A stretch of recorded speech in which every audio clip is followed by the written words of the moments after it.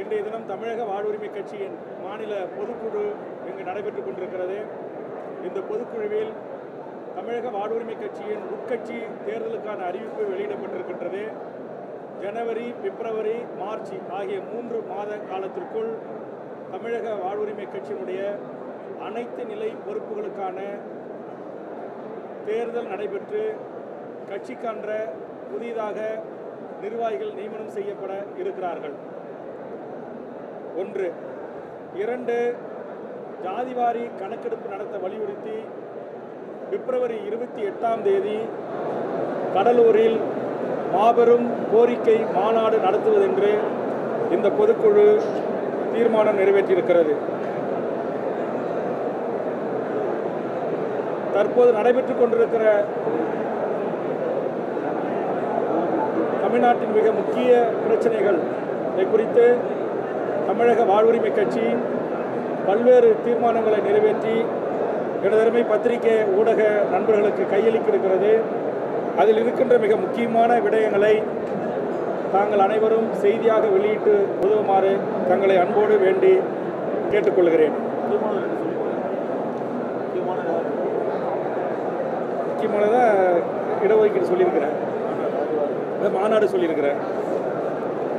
அடுத்தது வர இருக்கின்ற முக்கியமான நீங்கள் கேட்டதால் ஒரே ஒரு தீர்மானத்தை மட்டும் நான் சொல்கிறேன்.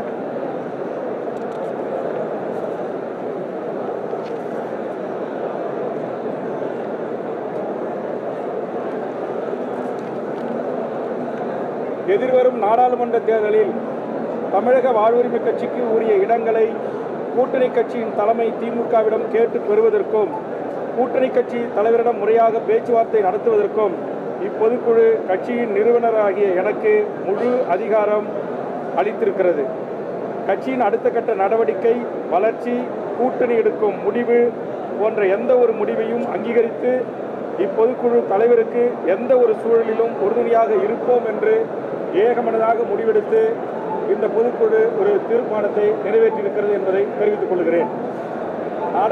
நடைபெறவிருக்கின்ற நாடாளுமன்ற தேர்தலில் திமுக தலைமையிலான இந்த கூட்டணியில் தமிழக வாழ்வுரிமை கட்சி தன் போட்டியிடுகின்ற இடங்களை விருப்பத்தை தெரிவிக்கின்ற போது நாடாளுமன்றத்தில் தமிழக வாழ்வுரிமை கட்சிக்கு என்கிற ஒரு பிரதிநிதித்துவம் வேண்டும் என்கிற அடிப்படையில் திராவிட முன்னேற்ற கழகத்தினுடைய தலைவர் மாண்புமிகு தமிழ்நாடு முதலமைச்சர் அவர்கள் கனிவோடு பரிசீலனை செய்து இதற்குரிய இடத்தை எங்களுக்கு வழங்க வேண்டும் என்று பொதுக்குழுவின் தீர்மானத்தின் அடிப்படையில் நான் பத்திரிகை ஊடக நண்பர்களின் சார்பாக மாண்புமிகு முதலமைச்சர் அவர்களுக்கு எனது வேண்டுகோளை முன்வைக்கிறேன்.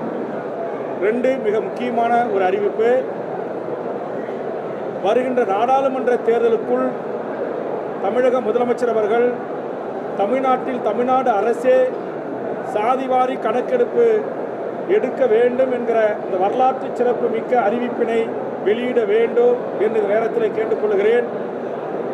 அப்படி அவர் வெளியிட மறுத்தால் அது நடைபெற இருக்கின்ற நாடாளுமன்ற தேர்தலில் இந்த மாபெரும் வெற்றி கூட்டணிக்கு ஒரு மிகப்பெரிய ஒரு பின்னடைவை ஏற்படுத்தும் என்பதையும் நான் இங்கு பதிவு செய்ய விரும்புகிறேன். சமூக நீதியின் பிறப்பிடமாக தாயகமாக இருக்கிற தமிழ்நாட்டில் ஏன் திராவிட முன்னேற்ற கழக அரசு சாதிவாரி கணக்கெடுப்பை எடுக்க மறுக்கிறது?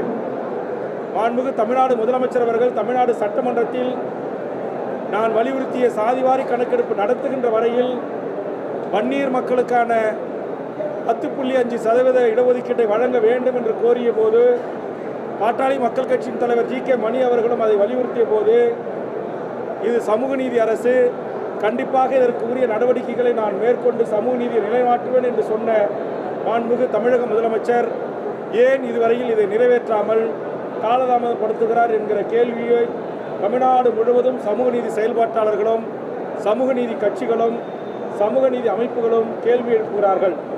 அதற்கு ஏன் தமிழக முதலமைச்சர் அவர்கள் பதிலளிக்கின்ற வகையில் இந்த சாதிவாரி கணக்கெடுப்பை நடத்த அறிவிப்பு வெளியிட மறுக்கிறார்? அல்லது உச்சநீதிமன்றம் சொன்ன மாதிரி புள்ளி விவரங்களுடன் இடைக்கால ஏற்பாடாக இந்த 10.5% இடஒதுக்கீட்டை ஏன் நடைமுறைப்படுத்த மறுக்கிறார் என்று இந்த பொதுக்குழு மாண்புமிகு முதலமைச்சரையும் தமிழ்நாடு அரசையும் கேள்வி எழுப்புகிறது. நன்றி.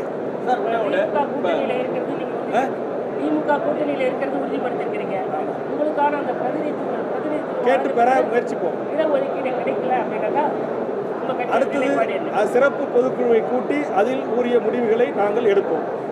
சார், இப்போ தமிழக அரசு தான் வந்து அதிக அளவில் நிதி செலுத்தக்கூடிய ஒரு மாநிலமாக இருக்குது மத்திய அரசில். ஆனால் வந்து மத்திய அரசு நிதி கொடுக்க தயங்குது. நிர்மலா சீதாராமன் தொடர்ந்து வந்து ஏதாவது ஒரு தமிழகத்திற்கு எதிரான நிலைப்பாட்டை தான் கையாண்டு வர்றாரு. எப்படி பார்க்குறீங்க? நிர்மலா சீதாராமனுடைய உடல் மொழி, அவருடைய பேச்சு ஆணவம் நிறைந்ததாகவும், மக்களால் தேர்ந்தெடுக்கப்பட்ட ஒரு மாநில அரசு ஜிஎஸ்டி வரியினூடாக பெரும்பகுதி நிதியை பெற்றுக்கொள்ளுகிற ஒன்றிய அமைச்சகம் ஏன் இது போன்ற இயற்கை பேரிடர்கள் வருகின்ற போது தமிழ்நாட்டிற்கு உரிய நிதியை தர மறுக்கிறார்கள்? தமிழ்நாட்டை, தமிழர்களை இரண்டாந்தர குடிமக்களாக டெல்லியில் ஆளுகின்ற ஒன்றிய பாரதிய ஜனதா அரசு நடத்துகிறது என்று நான் பகிரங்கமாக குற்றம் சாட்டுகிறேன். இப்படி நடந்து கொள்கின்ற ஒன்றிய பாரதிய ஜனதா அரசுக்கும் அதன் கட்சிகளுக்கும் வருகின்ற நாடாளுமன்ற தேர்தலில் தமிழ்நாடு மக்கள் ஒரு மிகப்பெரிய பாடத்தை புகட்ட வேண்டும் என்று நான் கேட்டுக்கொள்கிறேன். ஏற்கனவே நிறைய மசோதாக்கள் ஒப்புதல் தராமல் இருக்காரு. இந்த நிலையில் முதலமைச்சர் இன்று மாலை ஆளுநரை சந்திக்க இருக்கிறாரு. ஆளுநர் முதலமைச்சரை சந்திக்கின்ற இந்த நிகழ்வினூடாக நீண்ட நாள் கிடப்பில் போட்டு வைத்திருக்கிற RSS RN ரவி அவர்கள் அந்த அனைத்து மசோதாக்களுக்கும் ஒப்புதல் அளிக்க வேண்டும் என்று தமிழக வாழ்வுரிமை கட்சியின் சார்பாக தமிழக ஆளுநரை நான் வலியுறுத்துகிறேன். சார், பெரியார் பல்கலைக்கழகம் அந்த பல்கலைக்கழகத்தில் இப்போ இருக்க துணைவேந்தர் மற்றும் பதிவாளர் வந்து தன்னிச்சையாக ஒரு தனி அமைப்பையே தொடங்கியிருக்காங்க. தொடர்பாக இப்போ வழக்கு அரசு மிக கடுமையான நடவடிக்கை எடுத்து இது போன்ற தன்னிச்சையாக அமைப்புகளை தொடங்குகின்ற ஆளுநரையும் அனுமதிக்கக்கூடாது. ஆளுநரினுடைய கட்டுப்பாட்டிற்கு கீழ் பணி செய்கின்ற துணைவேந்தர்களை இன்றைக்கு சட்டத்தை மீறி தன்னிச்சையாக செயல்படுகின்ற துணைவேந்தர்களை தமிழ்நாடு அரசு உடனடியாக பணியிட நீக்கம் செய்ய வேண்டும் என்று கேட்டுக்கொள்கிறேன். அது முழுவதும் துணைவேந்தர்களை பொறுத்தவரை ஆளுநர் கையில் தானே இருக்கு.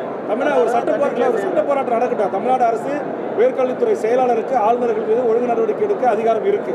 அதை உயர்கல்வித்துறை செயலாளருக்கு இருக்கு. அதை செயலாளர் துணைவேந்தர்கள் மீது எடுக்கிற அந்த அதிகாரத்தை பயன்படுத்தி எடுக்கணுன்றதான் என்னுடைய வேண்டுகோள்.